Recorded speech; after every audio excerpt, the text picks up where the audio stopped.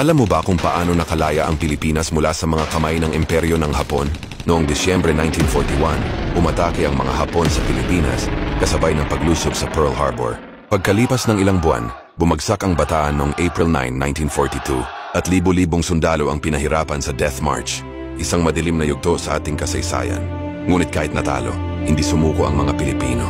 Habang sinasakop ng Hapon ang mga lungsod, sa mga bundok naman lumaban ang mga gerilya. Pinamunuan ni Luis Taruc, Ruperto Cangleon at Wendell Fertig. Sila ang lihim na hukbong nagbigay ng pag-asa at impormasyon sa mga Amerikano. Noong October 20, 1944, bumalik si General Douglas MacArthur sa Leyte Gulf. Ang kanyang pangakong "I shall return", tinupad niya. Kasama ang mga gerilya, nagsimula ang liberation of the Philippines. Sumiklab ang Battle of Leyte Gulf, ang pinakamalaking labanan sa karagatan sa buong kasaysayan.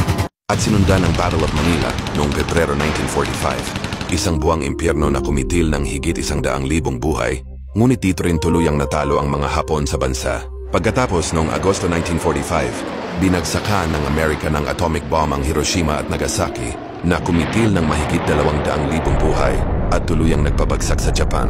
At noong September 2, 1945, sa barkong USS Missouri sa Tokyo Bay, formal na sumuko ang Japan. Makalipas ang 4 na taon ng digmaan, ang Pilipinas ay muling naging malaya.